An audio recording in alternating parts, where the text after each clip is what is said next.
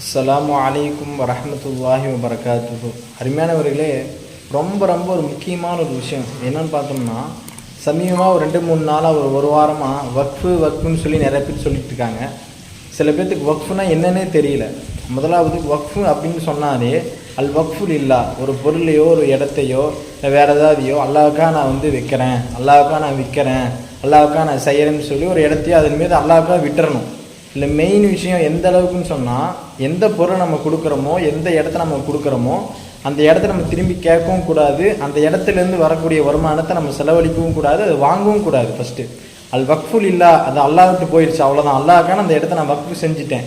அதனால் அந்த எந்த இடத்துல செஞ்சுருக்கீங்களோ அந்த இடத்துல யூஸ் பண்ணுறதுக்கு மட்டும்தான் அந்த சொத்து சொந்தமாகும். தவிர நான் வக்ஃபு கொடுத்துட்டேன் அதனால் எனக்கு மாதம் மாதம் ஒரு வருமானம் கொடுக்கணும், இல்லை நான் வக்ஃபு அப்போ நான் கொடுத்தேன் எனக்கு திருப்பி அந்த இடம் வேணும் அப்படின்னு கேட்கக்கூடாது, உரிமையும் கிடையாது. ஃபஸ்ட்டு. செகண்டு, வக்ஃபு நம்ம எந்த அளவுக்கு தமிழ்நாட்டில் இருக்குன்னு பார்த்தோம்னா, மற்ற நாடுகளை விட தமிழ்நாட்டில் மட்டும் வக்ஃபு சொத்து கிட்டத்தட்ட 8 லட்சம் ஏக்கர் இடம் சும்மா கிடக்குதாமா. எல்லாமே வக்ஃபு சொத்து.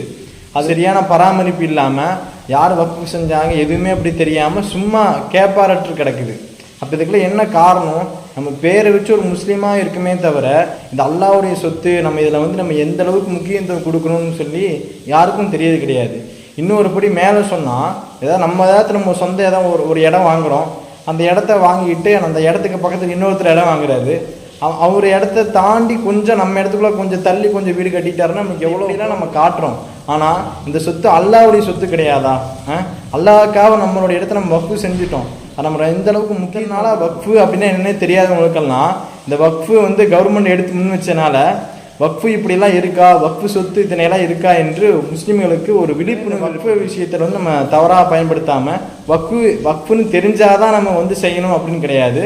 வக்ஃபுங்கிறது அல்லாஹ் சொத்து, நம்ம அதை பார்த்து தான் ஆகணும். அதுக்கு முயற்சி நம்ம எனவே வக்ஃபு பற்றி ஃபுல்லாக தெரிஞ்சுட்டு அந்த எல்லா போராட்டத்தையும் நம்ம கலந்து கூடிய சட்டத்தை முறையடிப்பானாக இந்த துவா செய்வதனோடு, இந்த மாதிரி முக்கியமான விஷயத்தை தெரிஞ்சுக்கணும் அப்படின்னு சொன்னால் நம்மளுடைய இஸ்லாமிக் ஸ்ட்ரீட் இந்த சேனலை எல்லாம் சப்ஸ்கிரைப் பண்ணிங்க. அஸ்ஸலாமு அலைக்கும் வரஹ்மத்துல்லாஹி வபரகாத்துஹு.